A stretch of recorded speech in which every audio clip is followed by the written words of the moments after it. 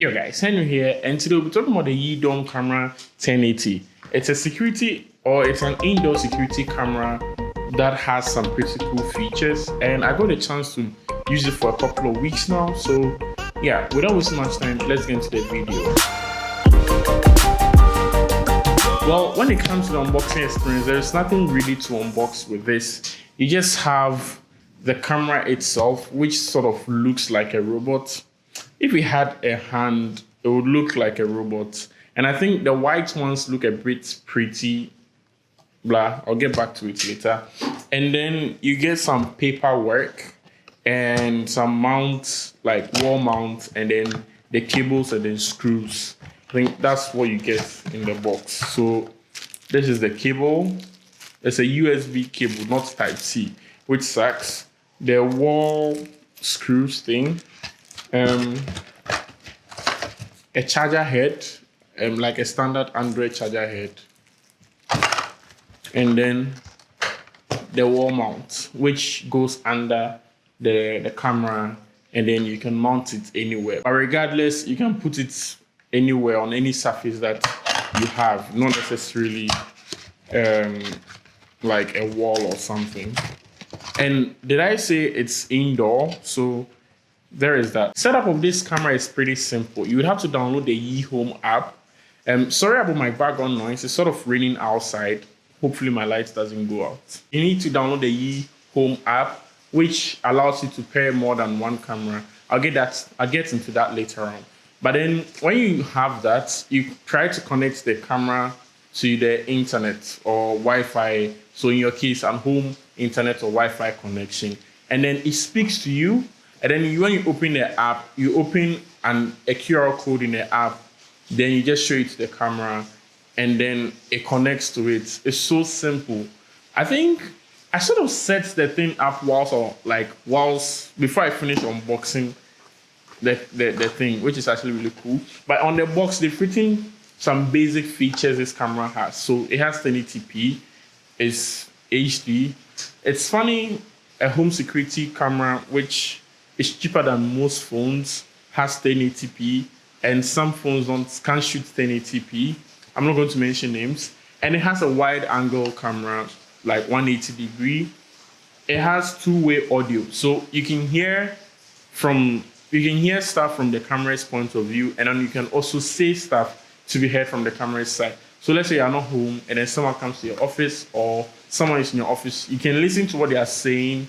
It's not a concern because it's your office. And also, you can tell them stuff through this way. It also has auto cruise 360, so the camera is able to rotate itself 360. The reason why they said auto cruise is at random times, okay, fine, from my experience using it in the office, at random times in the office, you have the camera just randomly turn around. And then, I don't know what it's looking for, but then it does that. Sometimes it's creepy. And then it has motion tracking. So when in the phone or in the app, they have two modes. That is the away and then home.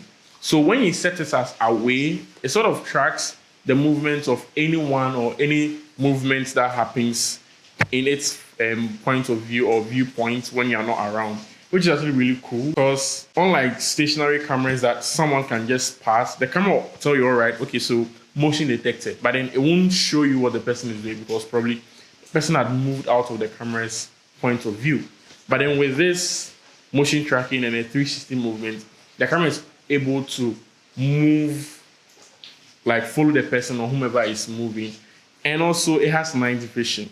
Yeah, I don't need to explain night vision, but then it's a pretty neat feature. It allows the camera to see in the dark. And then it has crying baby or baby crying detection.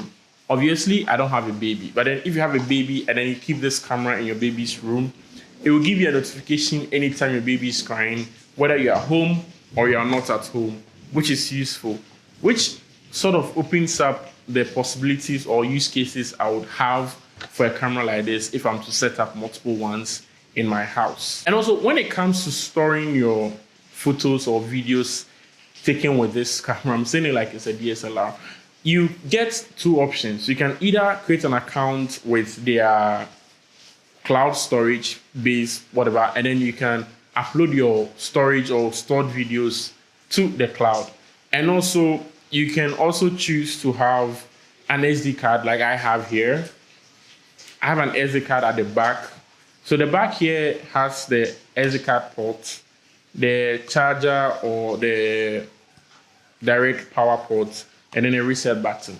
So mine, I have my SD card in here. So every video that is recorded offline onto the camera. I don't need to do anything with the cloud. But then if you're into something like that and you can afford a memory card, but then for some reason you can afford a cloud storage, you can do that. It's up to you. And also, you can also control the camera with your phone when you're not around.